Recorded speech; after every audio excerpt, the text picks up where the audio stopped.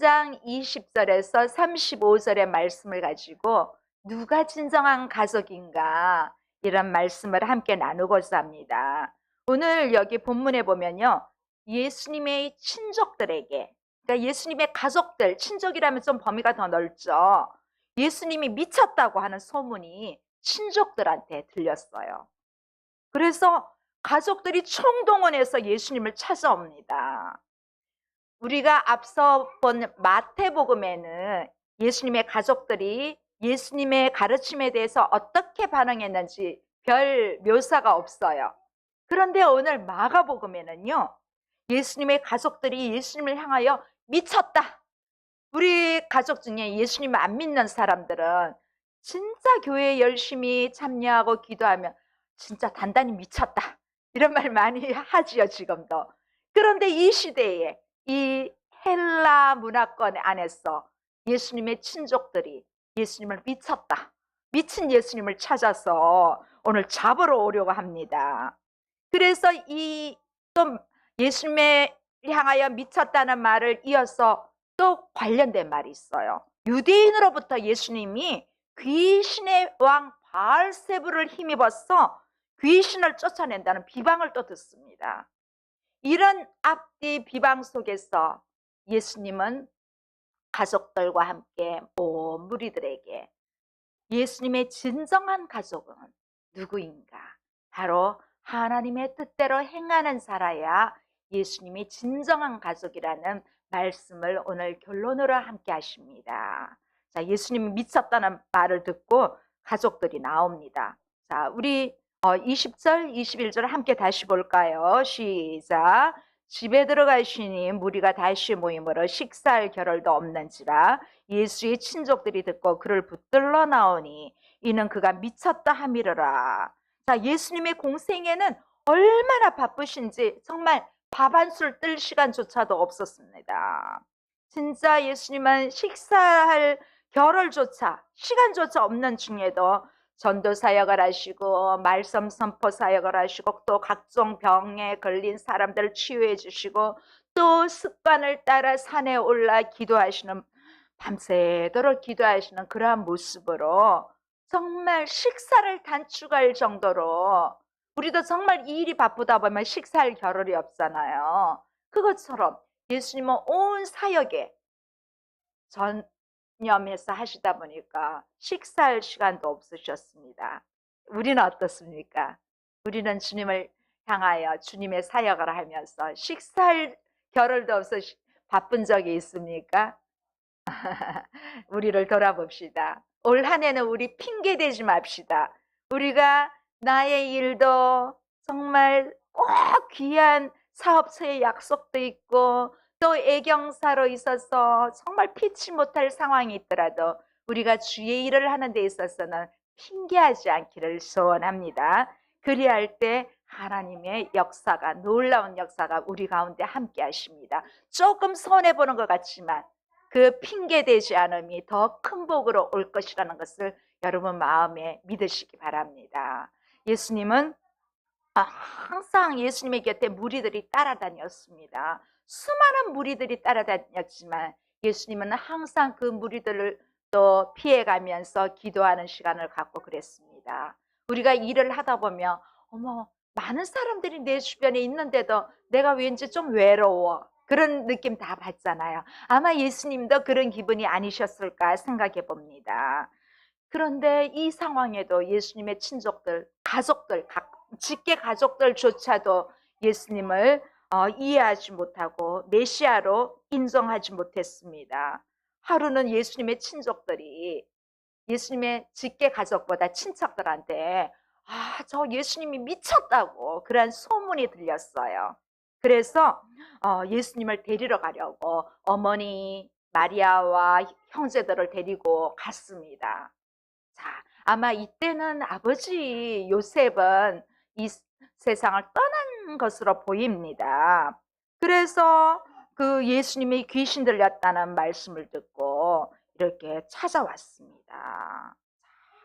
이 세상에서는 빛으로 오신 그 예수님이 가장 낮은 모습으로 보였습니다. 여기서 예수님이 귀신 들렸다는 이야기 아니, 예수님이 귀신 들렸다고 이야기하는 바울세불 논쟁을, 이 삽입하는 형태를 마가복음에서 보여주고 있습니다. 자, 우리 22절 다시 한번 볼까요? 자, 시작. 예루살렘에서 내려온 서기관들은 그가 바알세불이 짚혔다 하며 또 귀신의 왕을 힘입어 귀신을 쫓아낸다 하니, 자, 예수님께서 가버나움 회당에서 손 마른 사람을 고치셨잖아요.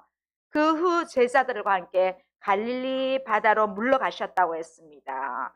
그런데 이 갈릴리에서 큰 무리가 쫓으며 모든 지경에서 허다한 무리들이 예수님의 하신 일을 듣고 나왔습니다. 그러면서 다시 산에 오르시면서 12 제자들을 세우시고 또 어느 집엔가 들어가셨을 때 예루살렘에서 내려온 한 서기관이 그가 바알세불을 짚혔다. 또 뭐라고 합니까? 귀신의 왕을 힘입어 귀신을 쫓아낸다. 이렇게 주장하고 있습니다. 아마 이 사람들은 예수님이 예루살렘에 오시기 전에 갈릴리 지역에서 행하신 사역 중에서 귀신 들렸던 사람을 고쳐주었다는 말씀을 아마 들었을 거예요. 여기 여러분 많이 들어보셨을 거예요. 바알세불이란 귀신의 왕을 가리킵니다. 이 바알은 주님을 뜻합니다. 주인. 그런데 이 세불은 뭔지 알아요? 오물. 피피푸푸 오물을 의미합니다. 그러니까 얼마나 예수님에게 모욕된 그러한 언어를 합니까? 자, 예수님을 오물처럼 그렇게 생각하는 거예요. 인격적인 아주 큰 모욕을 주려고 합니다. 그래서 예수님이 바알세불이 짚혔다고 합니다. 자, 이 짚혔단 말이 좀 생소하죠. 이 짚혔단 말은 소유하다, 잉태하다 이런 의미를 가지고 있어요. 그러니 무슨 말입니까? 예수님이 바알세불에게 붙잡혔다. 예수님이 귀신을 쫓는 능력은 예수님 안에 들어가 있는 바알세불의 힘에 의한 것이라고 그들이 모함하고 있는 것입니다. 자, 그들은 예수님의 권세 있는 말씀, 권위에 어쩌면 시기심이 나서 이런 형태로 예수님을 아주 오물적인 존재로 그렇게 모욕을 하고 있습니다. 자, 예수님은 그들에게 비유로 말씀하십니다. 우리 23절에서 26절 한번 볼까요? 시작. 예수께서 그들을 불러다가 비유로 말씀하시되 사탄이 어찌 사탄을 쫓아낼 수 있느냐? 또 만일 나라가 스스로 분쟁하면 그 나라가 설 수 없고 만일 집이 스스로 분쟁하면 그 집이 쓸 수 없고 만일 사탄이 자기를 거슬려 일어나 분쟁하면 설 수 없고 망하느니라. 자, 서기관들의 주장에는 논리적으로 맞지가 않습니다. 왜냐하면 이 유대인의 세계관 속에는요, 그 사탄과 사탄의 쫄개들이, 그 쫄개들 다른 귀신들이 있어. 귀신들이 하나님과 대항해서 싸우는 존재를 알고 있어요. 유대인의 그 세계관 속에는. 그런데 이런 세계관 속에서 사탄이나 다른 귀신들의 이 패배는 사탄의 세력에 대한 타격을 의미하거든요. 그런 의미에서 귀신을 쫓아낸 예수님의 그 사역은 사탄의 역사일 수가 없다는 논리가 나옵니다. 그래서 예수님 뭐라고 합니까? 사탄이 사탄을 쫓아낼 수 있느냐고 그렇게 말씀하십니다. 왜냐하면 예수님은 바알세불을 사탄으로, 사탄의 세력으로 보기 때문입니다. 이 사탄은 대적자라는 그러한 뜻이 있습니다. 자, 이들은 하나님을 대적해요. 그들이 하는 일이 진짜 딱 하나, 하나님 대적하는 일밖에 없습니다. 이 마귀는 악령들과 같은 존재로 많아요. 수가, 귀신들은 숫자가 많아요. 그래서 이 귀신의 숫자들은 많습니다. 자, 이처럼 사탄에 의해 부림을 당한 존재가 이 귀신들, 악령들입니다. 그래서 이 악령들을 그 귀신의 왕이라고 부르고 있어요. 이 사탄은 오직 한 가지 다른 일 없습니다. 예수님을 대적하는 일입니다. 우리 성도들이 잘 하려고 할 때 대적하는 일이 이 사탄이 하는 일입니다. 방해꾼입니다. 하게 할 때 못하게 하고 하나님에 대해서는 대적하는 일이, 그래서 결국 사탄이 하나님을 대적하다가 결국 멸망하고 말거든요. 그 요한계시록 마지막 부분에 보면 결국 이들의 활동은 마지막 심판으로 지옥에 갈 때까지 계속되는 것입니다. 우리가 예수님을 향하여 전적으로 올인한다 해도 이 사탄은 항상 마귀의 존재는 우리를 따라다닙니다. 우리를 못하게 방해하고 그렇게 하고 있습니다. 자, 그러면서 예수님은 이 말씀을 하시면서 우리에게 분쟁에 대한 교훈을 해주십니다. 뭐라고 합니까? 또 나라가 스스로 분쟁하면 그 나라가 설 수 없고, 또 만일 그 집이 스스로 분쟁하면 그 집이 설 수 없고, 만일 사탄이 자기를 거슬려 일어나 분쟁하면 설 수 없고 망한다고 그렇게 비유로 말씀하십니다. 자, 사탄의 나라가 하나님의 심판의 날까지 계속 이렇게 존속할 수 있다는 것입니다. 그래서 이 사탄의 권위와 한 가지 목적은 단 한 가지, 믿는 자들을 방해하고, 예수님과 함께 할 때 예수님이 이 땅에 오셔서 처음으로 금식할 때부터 40일 금식할 때부터 방해하고, 이 사탄은 항상 예수님을 따라다니면서 방해하는 일, 오직 그 한 가지 역사적인 사명을 띠고 태어난 것입니다. 존재하는 이유입니다. 그래서 하나님을 믿는 우리에게도 늘 따라다니면서 우리가 조금 더 말씀과 가까이 하고 우리가 좀 더 기도 생활을 하려고 하면 하지마, 이렇게 항상 따라다니면서 방해합니다. 자, 그래서 예수님은 비유를 하시잖아요. 나라의 분쟁과 가정의 분쟁, 사탄의 분쟁, 이렇게 하나의 비유로 예를 들어 주십니다. 화평한 나라는 흥하고 복을 받습니다. 화평하는 가정도 흥하고 복을 받습니다. 하나님이 임재하고 축복해 주십니다. 자, 이런 화평은 오직 그리스도와 연합이 될 때만이 가능합니다. 그래서 하나님의 교회와 하나님의 가정은 우리 하나님이 세우신 이 땅 위에 존재입니다. 세우신 특별한 기관입니다. 그래서 하나님은 교회와 가정을 통해서 역사하십니다. 그래서 비유를 들 때도 이렇게 함께 가정 안에 있는 이것을 화평이 사단이 들어가면 화평이 안 되고, 또 그렇지 않을 때는 그리스도 안에 있을 때는 화평이 되고, 이러한 비유로 함께 하시는 것입니다. 자, 우리 또 27절 볼까요? 사람이 먼저 강한 자를 결박하지 않고는 그 강한 자의 집에 들어가 세간을 강탈하지 못하리니 결박한 후에야 그 집을 강탈하리라. 자, 예수님이 하나님의 권능으로 귀신을 쫓아내신 일이 강한 자의 역사로 말미암은 일을 분명히 하기 위해서 여기 말씀하죠. 사람이 먼저 강한 자를 결박하지 않고는 그 강한 자의 집에 들어가서 세간을 강탈하지 못한다는 것입니다. 자, 여기 문맥 속에서 강한 자는 사탄을 의미합니다. 그런데 이 강한 자 위에 강한 자를 결박하는 사람은 누구십니까? 바로 사탄의 나라를 결박하여 하나님 나라를 드러내는 예수님을 나타내고 있습니다. 이 강한 자 아주 강합니다. 사탄은 아주 강합니다. 그래서 우리는 넘어집니다. 그런데 이 강한 자 위에 강한 자, 더 강한 이 강한 자를 결박하신 분이 바로 우리 예수님이라는 분입니다. 그래서 여러분, 예수님이 손 놓으면 안 됩니다. 이 강한 자에게 넘어질 때 정말 넘어지지 않으려고 예수님이 손 꼭 잡고 발버둥해야 됩니다. 그럴 때 우리 안에 예수님이 계시는 것입니다. 자, 이 강한 자를 직접적으로 공격하며 사탄의 나라를 예수님은 결박하십니다. 이 사탄은 세상 임금입니다. 죄와 사망의 권세 안에 있는 자의 왕노릇하는 자입니다. 자, 이렇게 예수님이 귀신을 쫓을 역사는 죄를 소멸하고 사망 권세를 이긴 자로서 하나님 나라의 강한 자를 다시 그 모습을 보여주고 있습니다. 우리 뛰는 놈 위에 나르는 놈이 있다, 그것처럼 이 사탄이 지금 뛰고 있어요. 우리 예수님은 날아서 역사하시는 것입니다. 자, 예수님은 강한 자보다 더 강한 자로 우리를 사망에서 생명으로 옮기셨습니다. 우리 어둠에 있는 우리를 빛으로 인도하셨습니다.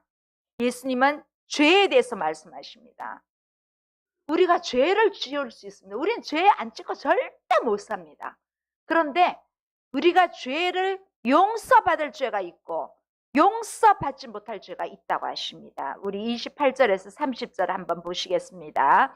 내가 진실로 너희에게 이르노니 사람의 모든 죄와 모든 모독하는 일은 사하심을 얻되 누구든지 성령을 모독하는 자는 영원히 사하심을 얻지 못하고 영원한 죄가 되느니라 하시니 이는 그들이 말하기를 더러운 귀신이 들렸다 함이라라. 자, 오늘 이 마가복음에서는요, 인간의 모든 죄는 용서될 수 있다고 합니다. 뭐라고 하십니까? 사람의 모든 죄와 모든 모독한 일은 사하심을 얻는다고 합니다. 자, 여기서 사람의 모든 죄는 그 율법이 정해놓은 죄입니다. 하라, 하지 마라, 이런 것들이 구약 성경에는요 365가지의 하지 말라는 것들이 있다고 합니다. 그러니까 생각하면 하루하나 우리 안 하면 된다고 생각하면 됩니다. 그 정도로 많이 있습니다. 자, 그런데 우리 하나님은 우리에게 율법을 주셨어요. 법을 주셨어요. 우리가 살아가는 이 땅에도 법이 있어요. 지켜야 할 법들이 있습니다. 헌법을 비롯해서 여러 가지 교육의 의무, 납세의 의무, 병력의 의무, 법들이 많이 있습니다. 이 법들은 지켜라고 있는 것입니다. 교통법규가 왜 있습니까? 지켜라고 있습니다. 자, 그런데 우리가 교통법규도 안 지킬 때, 못 지킬 때도 있습니다. 모르고 넘어갈 때도 있습니다. 이런 건 다 용서가 된다는 것입니다. 우리가 사람을 때로는 미워할 수도 있습니다. 이런 것들은 사하심을 받을 수 있다는 것입니다. 그런데 성령을 모독하는 행위는 절대로 용서받을 수 없다고 합니다. 누구든지 성령을 모독하는 자는 영원히 사하심을 얻지 못하고 영원한 죄가 된다고 합니다. 우리가 인간적인 죄는 잘못할 수도 있고 범할 수도 있고 그렇지만 용서받을 수 있다는 것입니다. 그런데 예수님이 가시면서 보내주신 이 성령을 모독하면 결코 용서받을 수 없다는 것입니다. 그러면 결코 하나님의 자녀가 될 수 없다는 것입니다. 자, 도대체 성령을 모독하는 죄가 뭘까요? 왜 예수님은 오늘 이 본문에서 성령을 모독하는 죄를 절대 용서받을 수 없다고 그렇게 말씀하실까요?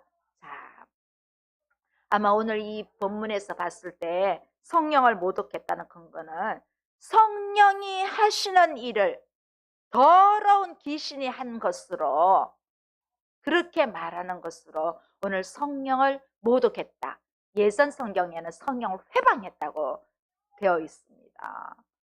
그래서 예수님이 성령의 힘을 입어서 하신 일을 귀신의 왕 바알세불에 의해서 했다고 단죄하니까 그 죄는 결코 용서함 받을 수 없다는 것입니다. 자, 이 귀신을 쫓아내신 예수님의 권능을 보고 서기관들은 저가 귀신의 왕을 힘입어 귀신을 쫓아낸다고 했을 때 저들은 결코 용서받을 수 없는 그러한 언어로 예수님을 비방한 것입니다.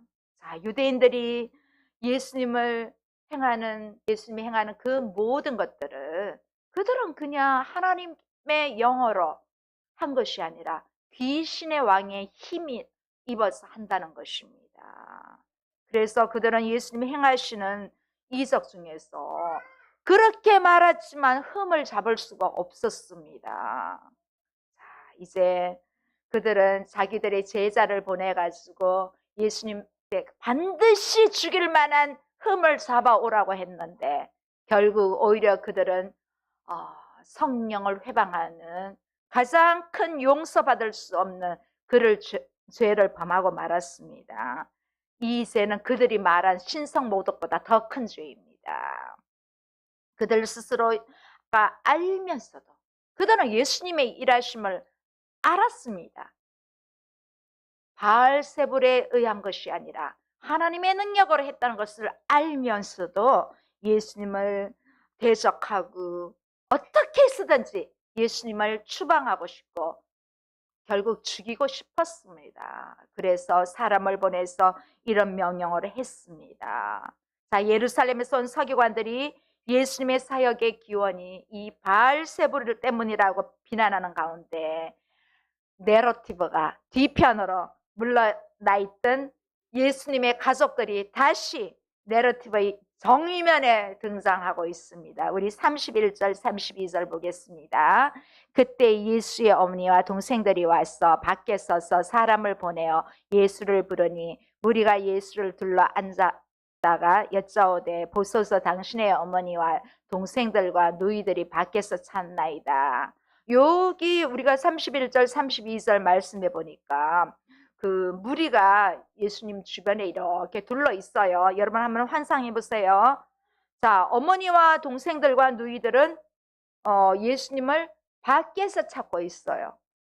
그러면 예수님의 가족들, 친족들이 왔는데 예수님은 아직까지 가족들을 만나러 간 것이 아니라 이 무리들 속에 함께 있다는 것입니다. 자, 오늘 이런 배경 설정을 통해서 우리는 새롭게 정의되는 하나님의 공동체가인 가족의 규정에서 어쩌면 예수님의 가족들이 이 안에 포함되어 있지 않을 수도 있다는 그러한 뉘앙스를 보이고 있습니다. 우리는 여기서 하나님 가족, 하나님 나라에서 가족 관계를 다시 한번 보여주고 있습니다. 어쩌면 좀 더 확대시키고 있습니다. 분명히 예수님도 우리와 똑같은 외형적인 가족 관계를 가지고 있습니다. 그런데 예수님은 오늘 이 교훈에서 어쩌면 이 육신적인 가족 관계보다 훨씬 차원이 높은 새로운 가족 관계가 존재한다는 것을 보여주고 있습니다. 자, 여기서 예수님의 어머니와 동생들과 누이들이 왜 예수님을 찾으러 함께 왔는지 대해서 우리 앞에서도 조금 생각했지만 여러 가지로 좀 궁금하게 만듭니다. 여기에 해답은 우리가 맨 처음 보았던 21절에서 찾아볼 수 있습니다. 21절 보면 예수의 친족들이 듣고 그를 붙들러 나오니 이는 그가 미쳤다 함이라. 우리 서두에 미쳤다 얘기했지요. 아마도 그때 예수님이 미쳤다고 하는 그 모함이 온 사방에 다 퍼졌던 것으로 보입니다. 예수님이 공생의 기간 동안에 복음을 전하시고 많은 기사와 표적을 행하시고 또 귀신 들린 자들에게 나음을 입게 하고 각종 질병을 다 치유하시는 그러한 모습 속에 귀신을 쫓아냈다. 또 이런 모습 속에 듣고 예수님이 미쳤다고 이렇게 소문이 난 것입니다. 좋은 뜻으로는 저분이 선지자다. 또 어떤 사람들은 미혹하는 자다. 또 더러운 귀신이 들렸다. 오늘 본문에처럼 바알세불을 짚었다. 이런 온갖 소문이 다 돌고 있는 이때에 정말 좋지 않는 풍년에 휘말려 안 되겠다. 예수님을 저렇게 두다가 안 되겠다. 이 가족들이 생각하고 예수님을 붙잡으러 왔습니다.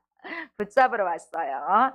자, 근데 저는 이 성경을 보면서 이 미쳤다는 표현이 우리 한글 번역에는 이렇게 되어 있습니다. 예수님을 미쳤다고 이렇게 표현하는 거 보면 예수님의 가족들도 예수님을 온전히 주님으로 믿지 않았던 것으로 별로 지금 이때까지는 아직 호의적인 모습이 전혀 안 보이고 있습니다. 우리가 31절 여기 보면 그때에 이 말 있지요. 이 그때에 이 말은 그때 이 말은 어떤 말의 계속성을 의미하고 있습니다. 자, 그래서, 따라서, 그러므로 이런 말로 바꿔서 할 수 있습니다. 이 말은 우리가 21절에 나타난 사건이 지금 이 31절 여기까지 올 동안 계속 중간에 바알세불 논쟁이 일어나고 있지만 그런 가운데도 이 가족들은 예수님을 미친 사람으로 생각하고 잡으러 오고 있는 그 과정이 그려지고 있다는 것입니다. 계속 나타나고 있습니다. 자, 그런데 이렇게 예루살렘에서 내려온 서기관들의 어떤 성령 모독죄에 대한 이 좀 경종을 울리는 그러한 말을 계속 하고 있는 중에 미쳤다는 소문을 듣고 예수님의 친족들이 예수님을 붙잡으러 온 것입니다. 그래서 결론은 이 31절과 스타트의 21절은 연결되고 있다는 것입니다. 우리 이 친족은 좀 직계 가족보다 좀 더 넓은 의미를 말해요. 보통 8촌까지는, 예전에는 8촌이 아주 먼 것 같다는데 사실 8촌도 좀 이렇게 조금만 좁혀서 생각하면 그리 멀지 않아요. 금방 뭐 4촌에서 6촌에서 8촌 금방 됩니다. 이 가족들이, 친족들이 다 모인 거죠. 이 친족들 안에는 예수님의 어머니, 형제들, 누이들도 다 포함되어 있습니다.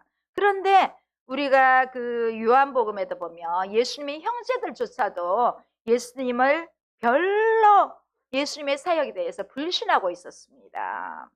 그래서 어쩌면 어머니인 마리아 역시 예수님을 전능하신 메시아로 보는 것이 아니라 내 배 아파서 낳은 아들, 그렇게 생각하고 있습니다. 그냥 내가 귀한 내 아들, 그렇게 생각할 수 있습니다. 자, 그래서 이런 가족들에게 예수님은 하나님 나라의 가족에 대한 다른 정립을 오늘 보여주고 있습니다. 우리 33절에서 35절 한 번 더 보시겠습니다. 자, 대답하실 때 누가 내 어머니며 동생들이냐 하시고 둘러앉은 자들을 보시며 이르시되 내 어머니와 내 동생들을 보라. 누구든지 하나님의 뜻대로 행하는 자가 내 형제여 자매여 어머니니라. 자, 이 말씀으로 밀어볼 때 예수님의 가족들이, 친족들이 찾아왔지만 예수님은 밖에 나가시지도 않고 계속 복음을 전하고 계십니다. 자, 어쩌면 예수님의 가족은 이 혈육을 넘어서 신앙적인 차원에서 우리가 찾을 필요가 있습니다. 물론 예수님을 찾아온 이 가족도 틀림없는 예수님의 가족입니다. 그런데 이 혈연적인 가족 관계 정말 중요합니다. 우린 예수님은 그런데 이 혈연적인 관계를 뛰어넘어 온 인류의 죄를 용서하시고 모든 사람에게 구원의 은혜를 베푸시기 위해서 오신 메시아이십니다. 구세주이십니다. 그래서 예수님은 사람의 아들로 오셨기 때문에 이 혈연적인 관계를 분명히 가지고 계십니다. 어머니와 동생, 누이들, 친족들도 있습니다. 그런데 예수님은 메시아로, 구세주로 이 친족들에게 매여 있을 수 없다는 것입니다. 예수님은 이 온 우주의 우주적인 예수님이십니다. 그래서 구주십니다. 하나밖에 없는 구주십니다. 그러면서 예수님은 새로운 가족이 하나님의 뜻대로 행하는 자라고 그렇게 말씀하십니다.